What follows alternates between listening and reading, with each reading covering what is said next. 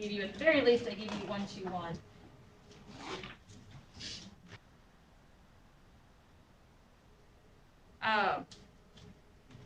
So we are going to look today at some reflections. They go pretty quick. And just kind of thinking about what a reflection is and what it does. So a reflection, so when we talked about that kaleidoscope, that was reflections that we were seeing within a mirror, with our triangles showing that mirror and creating that kind of rotation even, that where we could see the shapes all around that 360-degree angle. Other shapes can also be created by reflection. So for example, we have our snowman here.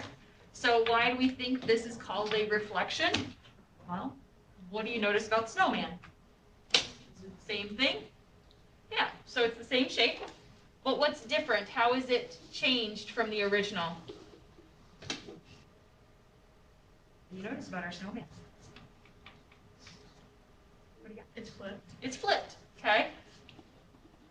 So when we think about our reflection, just like when you think about a mirror, it's going to be backwards or opposite from how you originally saw the shape. So that's what we're going to look at here, is creating some of our own reflections. And we can do this just by looking at where it is within the grid and then counting it to the other side of that paper. So for example, this first, I don't know what we would call that shape. It's kind of like a trapezoid, but then there's this little piece, I don't know. We can see it's on the left side, so we want this to flip or reflect to the right. So what we can do is we can look at each of these little pieces, like these first two that are the closest to that line of reflection. They are one space from the line of reflection. So when we flip that over, we're going to be one space away as well. It should still be equally distant from its original part, and then just kind of facing the opposite direction. So then this top piece way up here is 2 spaces from our line of reflection. So we're going to count 2 spaces to the other side so that we can kind of connect and see that it is going the opposite way from how it originally was. Then we have this piece at the very back, top back side, that's 3 spaces. So if I count it over, I'm creating that reflection within our shape. So then I can see it's going to move downward. It went to the left, so I'm going to go to the right, or I could count 1, 2, 3, 4 spaces. So 1, 2, 3, 4 spaces to get me that back corner. We're going to count downward again. Then this corner, bottom, kind of middle corner, 1, 2, 3 spaces. So 1, 2, 3 spaces. We can see that it's going to come in. And then we have one more, this bottom, very sharp point at the end. 1, 2, 3, 1, 2, 3. Count it in, so it goes straight down, and then it allows us to connect it back up and over. So we can see that when it's all done, it should be the same shape, but flipped from that original image. Okay, so that's how we can tell we've created that reflection. So then our part 2 here, we have our shape up on the top. So we want to reflect it. We want it to flip downward from where it originally is. So on the left, we have a point that is 2 spaces above our line of reflection. So we should have a point, a new shape, 2 spaces below. This point that's currently touching our line of reflection, it's no spaces away, so it's going to stay exactly where it is. This one won't move because it's already on the line of reflection. We have another point on the right that's 2 spaces above, so we'll count it 2 spaces below. And then the last point was 3 above the line of reflection. So it's going to stay in its vertical path, but it's going to drop down so that it is moving in that direction, or creates that flipped shape that we see. Okay. I'm just going to double check this. So then here's the fun one now. Just trying to see. Is this diagonal one that we see there. So the diagonal one, we want it to flip. And so when we think about flipping this, we want it to go across that line of reflection. And so we want this part here to be kind of parallel. It looks like it's parallel anyways with our line of reflection. So here's how we do that. In order to get it to fold across, anything that was going to the right, when it folds, right, is going to then end up turning direction. So it's going to fold downward. So this front point of that, I guess, arrow, kind of looks like an arrow, it's 2 spaces from our line of reflection. So then in order to fold it to go the other direction, or to go downward, we'll count diagonally. So it kind of looks like it went here, here, but just to make sure we get our spacing right, we'll count straight across and then turn 90 degrees and move straight down. So same thing, this bottom point, straight across 2 units, so then we'll move straight down 2 units. And that gives us that nice line that forms the front edge of that arrow shape. The top point of our arrow is 1, 2, 3, 4, 5 spaces from our line of reflection. So I'm going to count downward, 1, 2, 3, 4, 5. And that's creating this piece here. You can see it kind of goes crooked. This kind of curved in part is 1, 2, 3, 4. So I'm going to count downward, 1, 2, 3, 4. So I'm getting that same effect here. So just so we can see this. We've done this and this. All right. I want this section, this two unit section on the top there.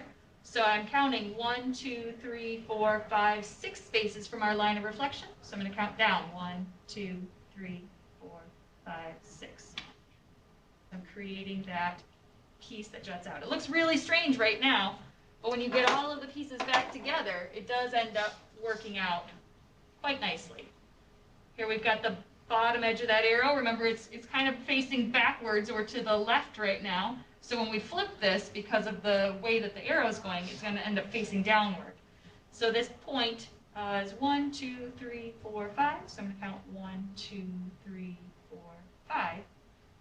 And that gives me that green bit that I've got, your green and black section of the arrow. I'll just count this over. So this point, 1, 2, 3, 4, 1, 2, lost count, 1, 2, 3, 4, creating that last little bit of the arrow. And then finally, I need this section right here, which should just connect right there.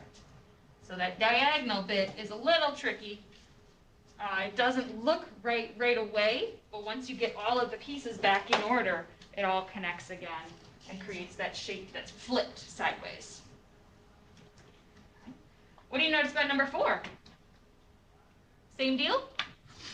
Yeah, but now you've got a bit of the shape is on top and a bit of the shape is on the bottom. So we want to flip both of these. So this top part that's up like this, when it flips, is going to end up turning sideways in order to flip over that line of reflection. So this top point is 1, 2, 3 units from the line of reflection. So I'm going to count and turn 90 degrees. Count that over. And then the other top point of my rectangle was 1, 2, 3, 4, 5. So now I'll count down. 1, 2, 3, 4, 5. So we're creating that edge on our rectangle. So now if I look at the bottom section of the rectangle, it's 1, 2, 3 below the line of reflection. My bottom right part is 1, 2, 3 below. So I'm going to have to go backwards 1, 2, 3 to create that. And then I have this really easy one that's 1 and 1. And then I connect them together. Do I still have a rectangle? Sure do, but now it is turned, which is kind of what we thought we were going to see because of how it flips over that line. It's not just going straight across to the right, it's turning diagonally, and that's what creates that rotation almost that we see in that shape. What would happen to our letter T? Oh, I'm sorry. What happens to this one when we reflect it? What does it create? A letter T, right? So we have 1, 2, 3, 4. So 1, 2, 3, 4. That gives us that top section. So another word for that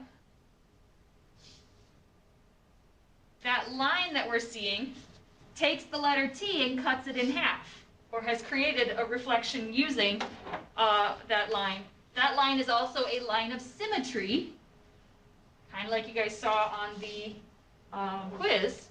Our line of symmetry divides our shape into two equal parts. So what do you notice about number 6? If I was to reflect across that line of symmetry, across that line of reflection, does anything happen? No, because this is also a line of symmetry for that letter.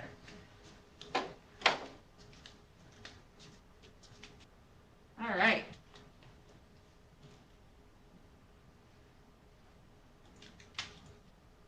Here.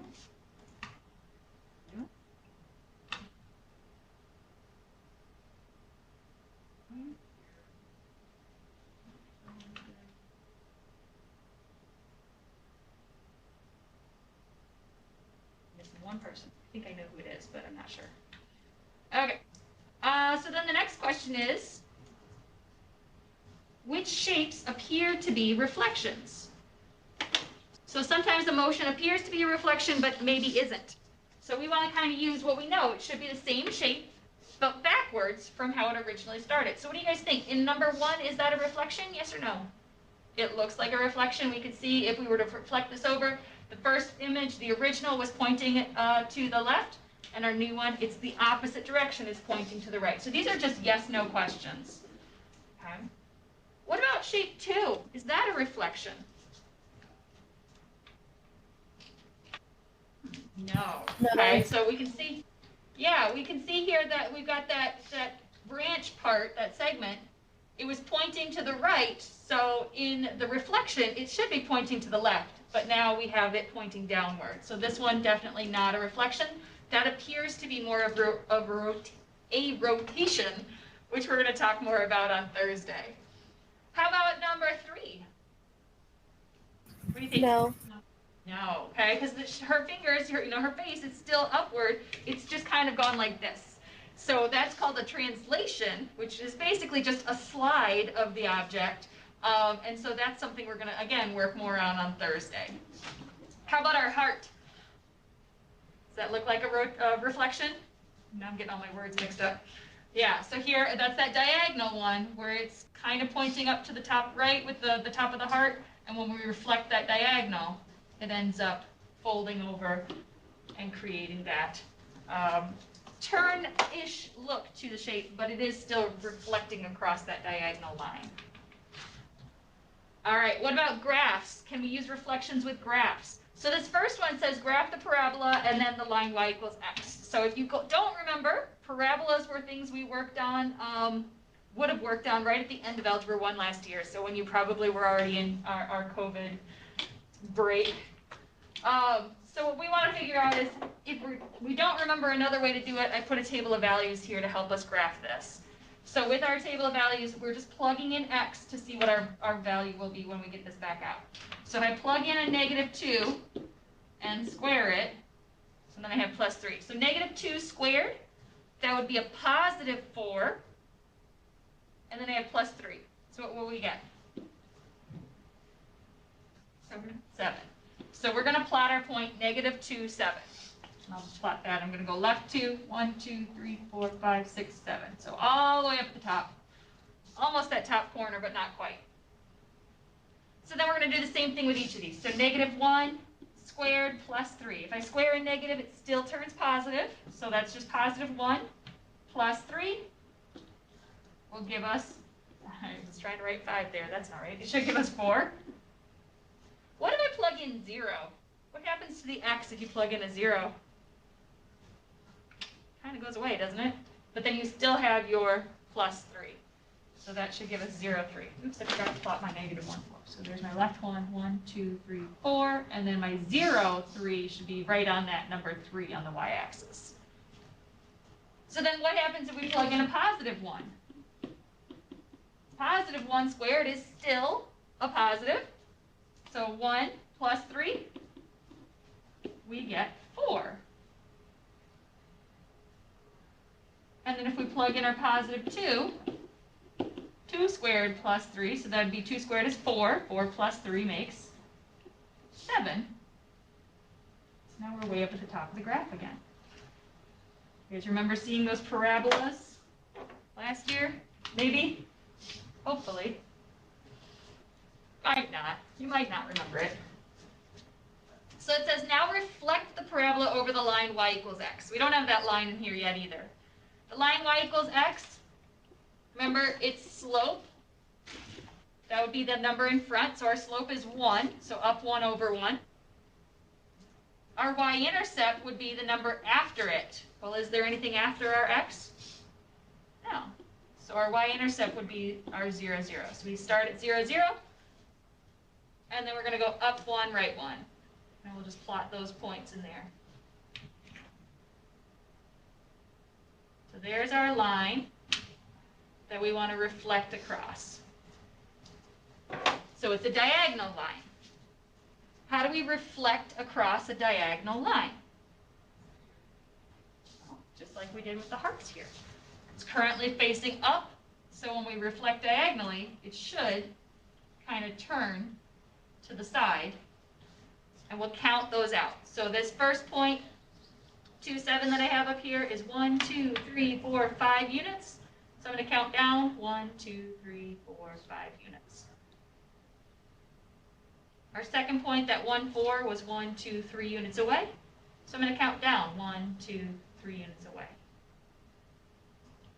Our vertex, the 0, 3, was 1, 2, 3 units away. So I'll count down 1, 2, 3 units away. And then we can see we've got these additional points on the left. 1, 2, 3, 4, 5. So 1, 2, 3, 4, 5. And lastly, that final point should be over here. So we have our sideways parabola. What do we notice happens to the x and y values after the reflection? So originally we had that point -2, 7. That was this point way up on the top left.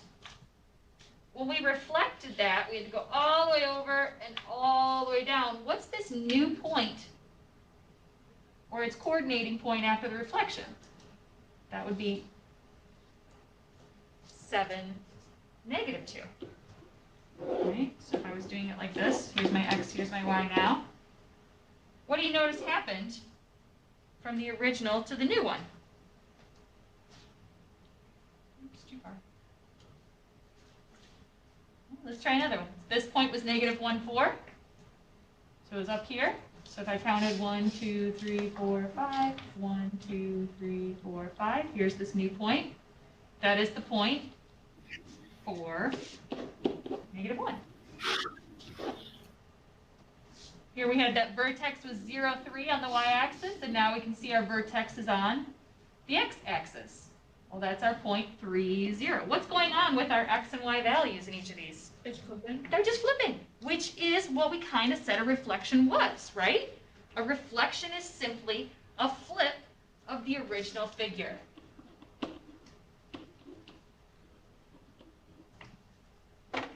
And that's hopefully, that makes sense why those points do that. Now, if they were going over a vertical line of reflection or a horizontal line of reflection, they would be the opposite sign, but they wouldn't actually switch x and y. The only reason they switch x and y is because we're going across that diagonal. So it's special cases for each of these, but nothing too terrible there. All right, so then the last little thing I have is us actually doing some reflections without a graph. I'll use that one. And I'm going to give you guys, I think I gave you guys at home already some patty paper. I'm going to give you guys a stack. So keep these just kind of in your folders. You're going to need them a lot throughout the year. If you ever feel like you're running low, let me know. I'll get you some more. If you want a paper clip to hold them together, I'll get you that too. Yeah, like we use it, especially this first chapter, we're using it a ton. So some people don't like reusing. You want a paper clip? You got a spot for them? You want a paper clip? There you go. You're welcome. There you go. Oops, sorry. There you go. You're welcome. Ah, there you go. There you go. So I'm going to do this on the camera dock. It is just a little bit easier to do it for me that way. to find it physically.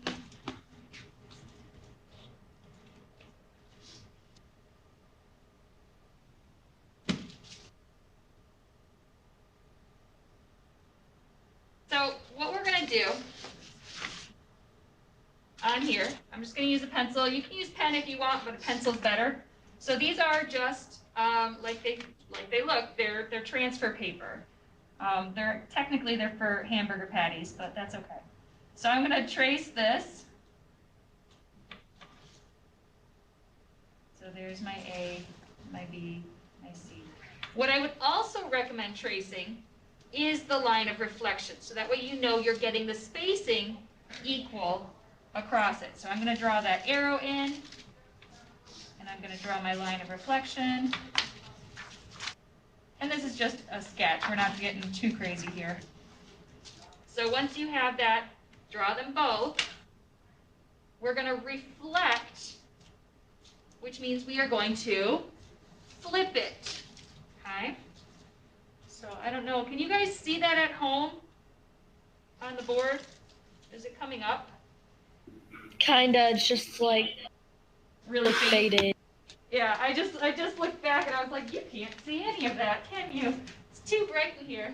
Let me try that. Hang on. And then let me try. Whoa. Okay, is that better? Yeah. Okay. So I had my shape. I just kind of traced it, outlined it, and I'm gonna flip this.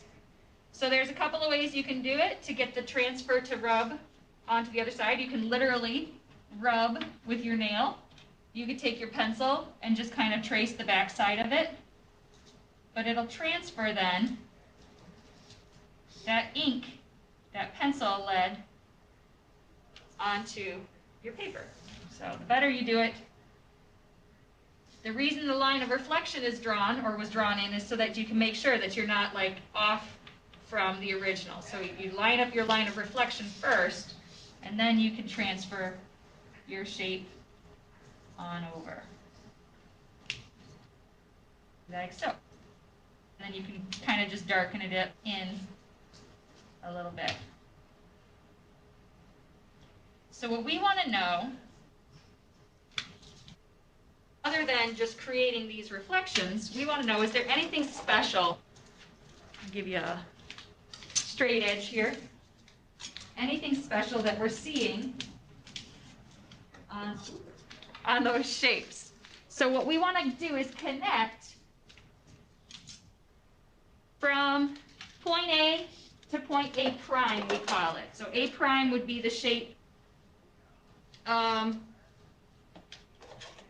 this reflection piece. So here was the original. We just put this little marking on there, A prime, to say that that's the new shape. So if I was to connect the dots from point A to point A prime, kind of like that, and then do that again. I'm going to try and use a color that actually shows up.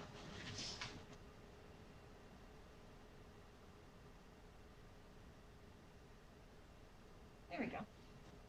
And then I did it for B to B prime, just trying to connect, just using a straight edge here, and C to C prime. We get these lines across the middle. Like, okay, what's that all about? What we want to know is what's special about these three lines that we just created and the line of reflection that we started with. So since we've got a protractor here, if I was to measure, oh, that's not quite big enough. Let's try this. If I was, here, I've just got a piece of Post-it note here.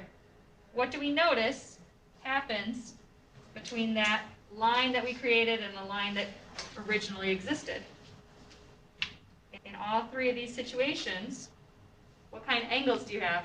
90 degrees. 90-degree angles. These are all right angles, which is something that's going to be useful to us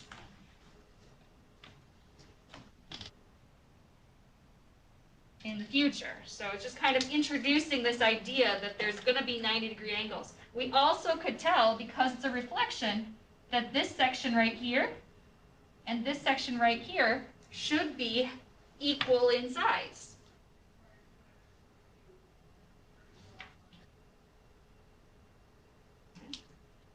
That doesn't look like equal, does it? There, do that.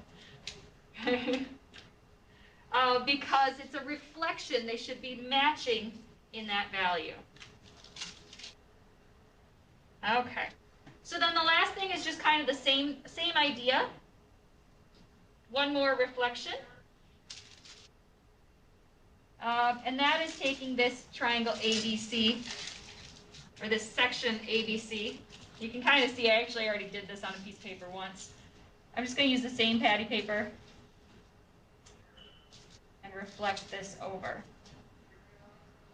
So I just kind of drew my 3 dots, A, B, C, and then I drew my 2 lines in there so that I knew everything matched up. I'm going to reflect that real quick like, and just sketch my new line, my new dot. Oops, and you can't see that at all, so I'm going to use, I'm sure that didn't show up on the paper, so there we go. If I was to connect, what's the shape that we've just created?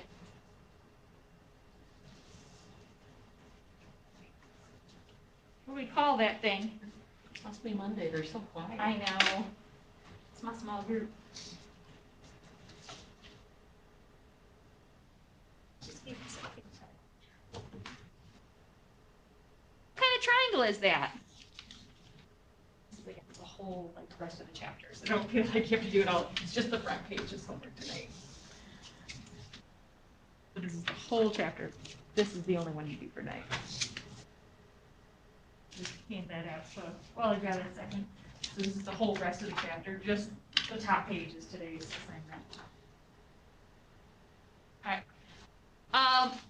It is a triangle. What do we know about these 2 pieces here? Since they're reflections, they should be equal. And so what do we call a triangle with 2 equal sides? Anybody remember? Isosceles. There you go. So we've created an isosceles triangle. So that was this question right here. What shape is formed? It's an isosceles triangle. And we know that we should have some equal parts because of the reflection. So we know that like AB should equal A prime B. That's this part and this part. This is my A prime. I forgot to put my prime mark on it. We should also know some angles are matching because, again, they are reflected across. So like this angle A right here should match this angle A prime. Just little things that happen because of reflections, things that we just want to make sure we kind of keep in the back of our brains, knowing that that's going to be the case, because we're going to use that as we go on, like through a lot of this course, like through the whole year, knowing that reflections create equal parts. Okay? And that's it. I mean, that's basically it. So, for all of that. Not terrible? Right from you. You guys probably don't need the patty paper for anything else. For the most part, that's probably filled out the yeah, so I don't think it even is recyclable because technically there's wax on it. But there you go. Nice job today, guys. I'll get you your quiz scores. Probably Wednesday I'll have them released for sure once everybody's all done.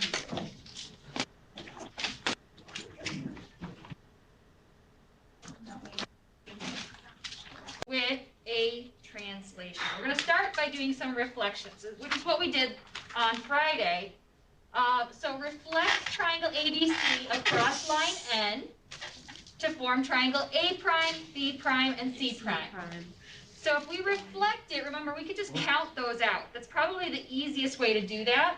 So like point B right now, oops, hold on, I gotta redo this because I switched computers. Do you want us to do the patty paper? You can do patty paper if you want. For reflections, it's probably just easier to count it. It takes Because you're not tracing and then tracing again. You're just counting it out. Well, anyway. Okay, let's try that one more time. Good job. Was I talking to you?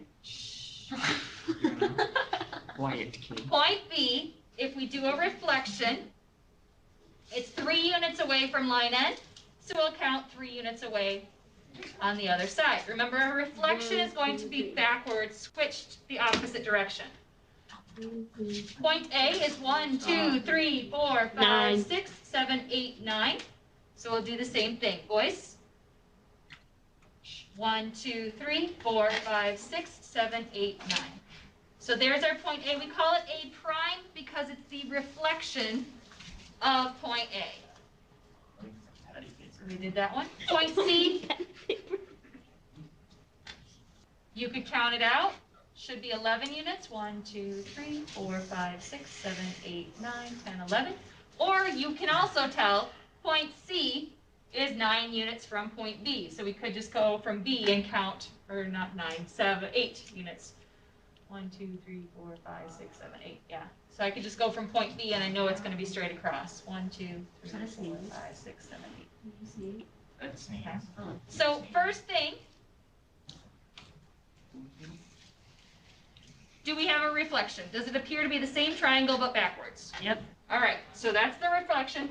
So then we're going to take our reflection, so our second triangle, and we are going to flip again over line P. Okay. Okay, so we're going to basically do the same thing. We're just going to reflect it across one more line.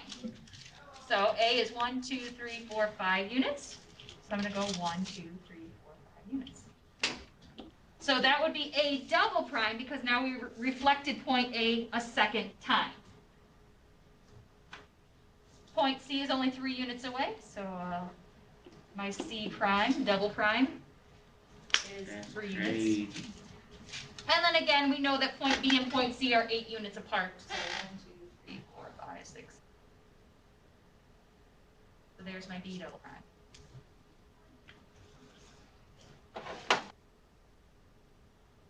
So we want to know,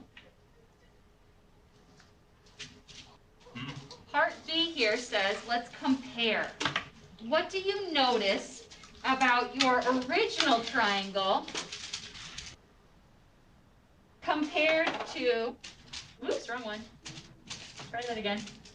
Compared to your final triangle. What do you notice about them? They're the same. They're the same, okay, which they should be because when we reflect, the object should remain the same but backwards, and then we've reflected again, so we've taken out that backwards motion. What would you call a single movement? So here we did 2. We did a reflect and then a reflect. What would you say is a word to go from point, or from our original shape, ABC, to our A double prime, B double prime, C double prime? What would you call that? How can I move it from here in one motion Translation. here? Okay, it's called a translation. What would be a word like something if you were trying to tell, yeah, if you were trying to tell a 5-year-old what you're doing, would you call it a translation? Not to Yeah. slide. You'd call it a slide. You're moving it to the side. It's a slide movement. Okay, yes, the mathematical word is a translation. Well, I remember Mr. About G saying wasting pad slide. paper. Yes, it is just a slide. Actually necessary. Okay? I missed Mr. G saying patty paper. He said Why it. would you teach a Mr. G kicked kid me out. how to do translation, or like a 5-year-old how to do Close to translation Mr. G stuff? ganged up on me one time. All right. That doesn't sound good. So here we have, It ain't even supposed to be funny. Well, what? She's trying to teach, guys. Be quiet. Amanda looked at the result from part A. It looks like it just slid triangle ABC over. Is that kind of what we said had happened too? So if we read ahead, sliding a shape from its original position to its new position is called translating. For example, the ice cream cone at the right has been translated. It is simply a slide. That was that one we were looking at where we were just saying, does it look like a reflection, yes or no? On Friday, there was the girl with her hands like this, and it literally just went like that. It was just a translation. It was a slide from one to the other. If it has the same orientation as the original figure, it has not been turned or flipped. What words could you use to describe a translation? Could you use any other words to describe a translation? Move. Possibly. Move, okay, a movement. I'm gonna write movement, just because. Any other words you could think of that would describe a translation? Lucy's flying. That's not fun. All right, Never know. so now what we're gonna do, Braden, Yes. mask up first of all. I can't breathe. I'm sorry.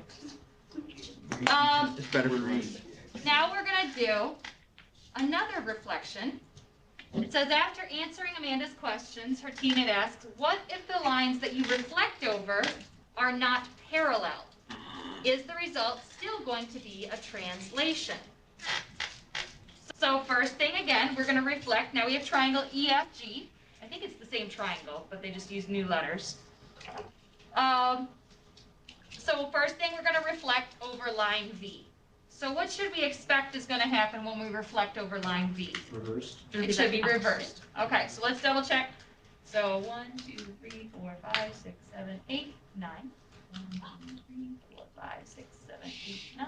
So there's E prime.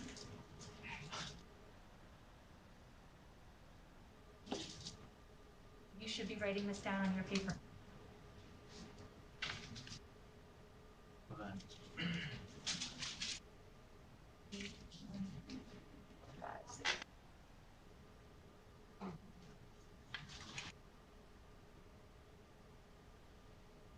Okay, so there's our first shape. We do have a reflection. It is backwards, which is what we expected. So then it says, then reflect it over line W to make our second transformation, to make our newest reflection. So do you guys remember how we reflect over a diagonal line? Nope. No? First You go down. Out. Yeah, so we're going to reverse, kind of reverse direction. So here, point E is 1, 2, 3, 4, 5, 6, 7, 8 units from the line. So then we're going to reverse, or we're going to change the direction because it's diagonal. So we're going to count downwards now, 8 units. So 1, 2, 3, 4, 5, 6, 7, 8. So there's E double prime. G is the easy one here. 1, 2, 3 from line W, so we'll count downwards. 1, 2, 3.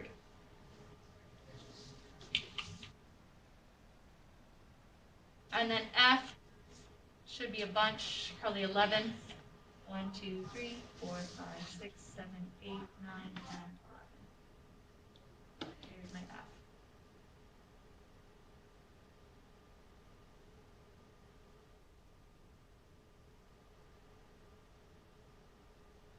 So our question here, is the final image, in my case the red graph, is that a translation of the original figure? Did it No. slide over? No. No. It's not a translation. We did reflect over 2 lines, but it did not reflect to create a translation. When we reflected over parallel lines, it created that translation. What would you call this one from the original to the final? What does it appear has happened? Rotation. Say it again. Rotation. Rotation, does it look like it turned? Right, so this was flat before on the kind of parallel to the x-axis, and now that same side is vertical. It's going up and down. So it looks like a rotation or a turn.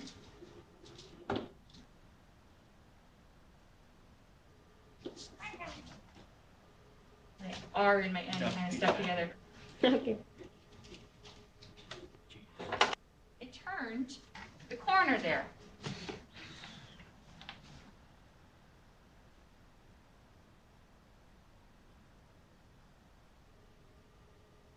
So it says, Amanda noticed that when the reflecting lines are not parallel, the original shape is rotated or turned to get the new image. For example, our ice cream cone at the right there is rotated about a point. In part A, so the ones we worked on, the center of rotation is point P. So there's point P. That's the rotation point that we are rotating these shapes about. We want to use tracing paper now. So here's where we're going to use some tracing paper to verify that EFGH double prime is a rotation of the original. So how do we do that? What you're going to do, take your tracing paper and lay it over top of your graph. And you're going to trace triangle EFG. And you're also going to trace point P. And what I would do to show that you got this, make like a plus sign over point P where the lines are crossing.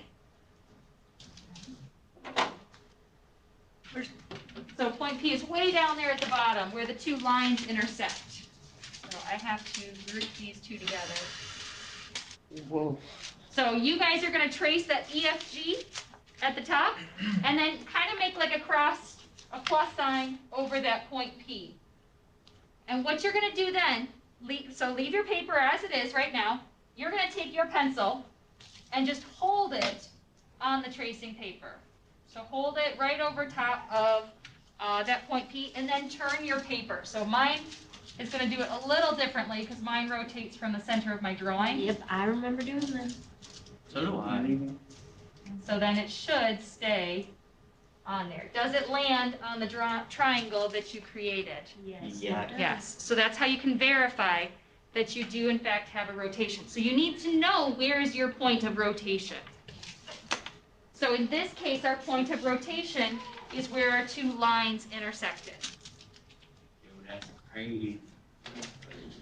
For future reference, when we rotate, we're going to rotate around the origin. Where's the origin in a graph? The middle. The middle, you're 0, 0. Good. So we are not going to try and make these any kind of crazy, like you're just going to randomly get a point to rotate around. We're going to always rotate around the origin of the graph. This rotation that we've created is an example of a 90-degree clockwise rotation.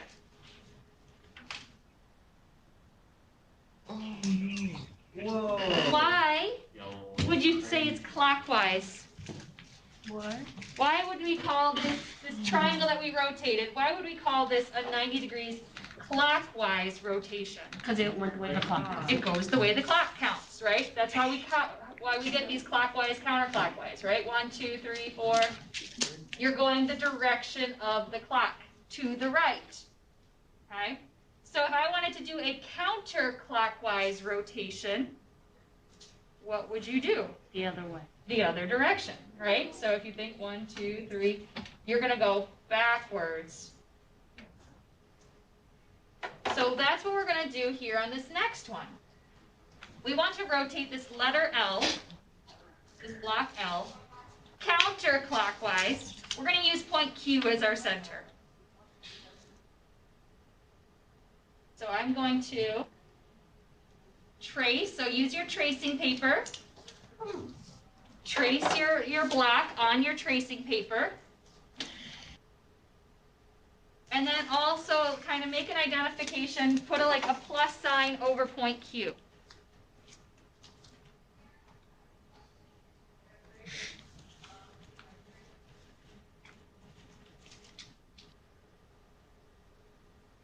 Now, if we want to go counterclockwise, we want this to rotate backwards. So we're going to have this rotate kind of this way to the left for that black letter L. How far do we rotate? We want to go 90 degrees, which means, and this is why I have you guys make that kind of plus sign over the point Q.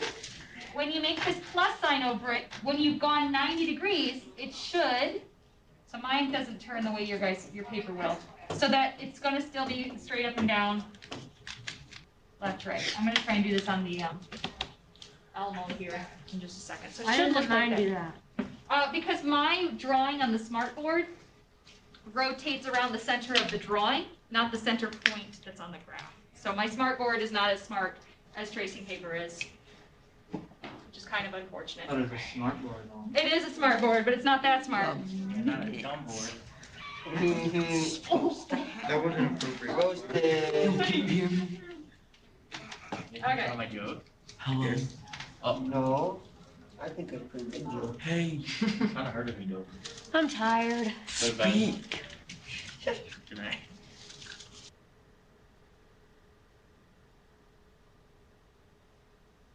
Just so you guys can see this a little bit better. Those rotations. Just a second.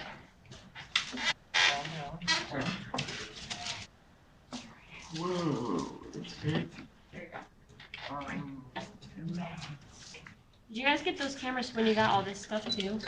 No, I bought these Is that so about? that because I used to teach in the Rockford district, and so I had an Elmo there. That was something the school provided. And when I came here and we didn't have it, that was like one of my first purchases, a big purchase, was I wanted one of these, because it is, especially for geometry, it's really nice to have, that you guys can see the paper the same way up here that you see it on your paper. Whoa. Well, it froze. There you go. Magic. Okay, so, and I'm gonna put, there's my cue, right, so you guys can see that. Mm-hmm. And so then again, just when you're rotating it, you wanna make it, since we're turning to the left, I wanna make sure that 90 degrees is gonna keep those right angles intact. So 90 degrees, we turn, one right angle to the left. And then what you would do is you would just kind of flip your paper, maybe, and trace underneath of it. Was this the one on the bottom page? This is still the one on the bottom page, yeah, that L. So you would just kind of trace it in there, so that you know where it's ending up. So unfortunately, it doesn't use the tracing paper quite as well, so I know I want to come over here. You're just kind of lifting it up and drawing underneath.